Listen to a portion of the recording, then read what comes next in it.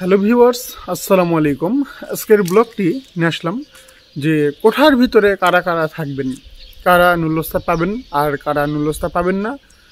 2024 সালে মার্চে যারা আবেদন করলেন, কবে থেকে নুলস্তা ওঠা শুরু হবে এই বিষয়ে কথা বলবো। অবশ্যই পুরোপুরি ব্লগটি দেখবেন, আর ব্লগটি যদি ভালো লাগে লাইক শেয়ার দিয়ে পাশেই থাকবেন। মাহিম ইটালি ব্লগ 02 এটা আমার ফেসবুক পেজ, আর মাহিম ইটালি ব্লগ এটা আমার ইউটিউব চ্যানেল। অবশ্যই ইউটিউব চ্যানেল থেকে দেখলে চ্যানেলটি সাবস্ক্রাইব করবেন।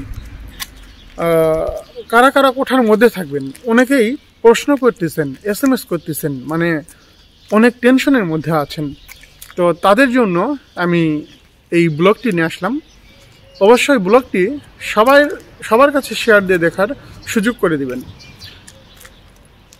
2 মিনিটে যারা আবেদন করেছেন, 4 মিনিটে যারা আবেদন করেছেন, 1 মিনিট 30 সেকেন্ডে যারা আবেদন করেছেন 9টা বেজে, তাদেরই অনেক প্রশ্ন।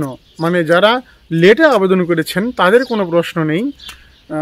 বেশিরভাগই SMS বা বেশিরভাগই মানে কমেন্টস আসতেছে যারা 4 মিনিটে, 2 মিনিটে, 1.5 মিনিটে আবেদন করেছেন তাদেরটা। এক কথায় আপনাদেরকে আমি বলতে চাই, যারা 4 মিনিটের ভিতরে আছেন, তারা কোঠার মধ্যে আছেন, তাদের কোনো টেনশন নেই। আর যারা 4 মিনিটের পর যারা আছেন তাদেরও কোনো টেনশন নেই, অর্থাৎ দুজনেরই কোনো টেনশন নেই। আর এইটা বলার কারণ হচ্ছে যে আপনারা যারা 4 মিনিটের ভিতরে আবেদন করলেন তারা প্রথমে একটা চেকিংয়ের মধ্যে পড়বেন। যেহেতু কোঠা প্রকাশ হয়ে গিয়েছে, কোন শহর কত কোঠা পেয়েছে, এখন চেকিং হওয়া শুরু হয়ে যাবে। তো সেই অনুযায়ী প্রথমে কিন্তু 4 মিনিট পর্যন্ত যারা আবেদন করেছে, ফার্স্ট যারা আবেদন করেছে তারাই প্রায়োরিটি বেশি পাবে, এইটাই হচ্ছে বিষয়। অবশ্যই 4 মিনিটের মধ্যে যারা আবেদন করেছেন, যাদের সঠিকভাবে আবেদন হয়েছে, তারা তো অবশ্যই ইনশাল্লাহ নুলস্তা পেয়ে যাবেন। কিছু কিছু শহর আছে যেসব শহরে কোঠা কম, বা অনেক শহরে কোঠা বেশি, যেমন 1000, 2000টা কোঠা। এখন ওইসব শহরের যারা আবেদন করেছে 30 সেকেন্ড পর্যন্ত, তাদেরই কিন্তু নুলস্তা আগে উঠে যাবে। তার কারণ ওইসব শহরে আবেদন বেশি পড়েছে, কোঠাও বেশি পেয়েছে।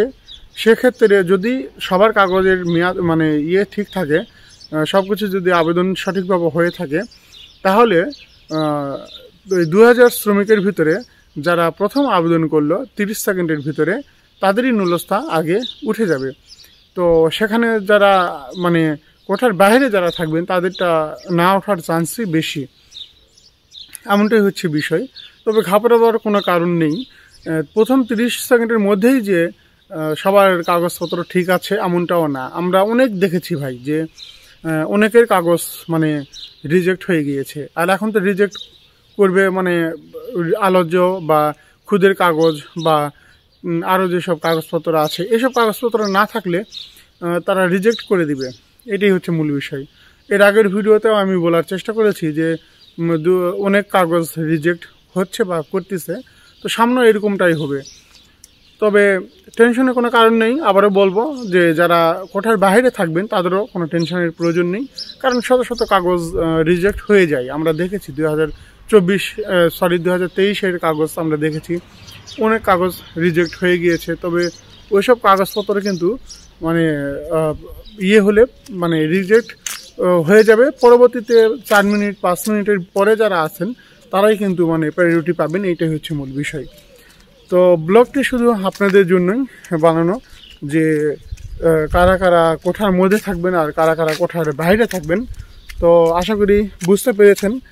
আর যাদের প্রশ্ন ছিল যে নুলস্তা কবে থেকে উঠবে, নুলস্তা উঠবে ইনশাল্লাহ আরও 2 মাস টাইম আপনারা ধরে রাখুন। 2 মাস পর থেকে নুলস্তা উঠবে ইনশাল্লাহ।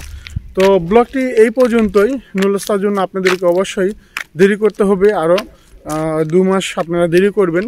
এর কথা শুনে কেউ টাকা পয়সা লেনদেন করবেন না, অবশ্যই ধৈর্য ধরে থাকবেন, নুলস্তা পেয়ে যাবেন। অবশ্যই যেহেতু কোঠা ভাগ হয়ে গিয়েছে বা বন্টন হয়ে গিয়েছে, সেক্ষেত্রে নুলস্তা উঠবে ইনশাল্লাহ। অবশ্যই আপনাদের 2 মাস অপেক্ষা করতে হবে, কারণ আপনারা এতদিন অপেক্ষা করে যেহেতু নুলস্তা আবেদন করেছেন, সেহেতু আরও সামনে কিছুদিন অপেক্ষা করুন। অবশ্যই নুলস্তা উঠবে।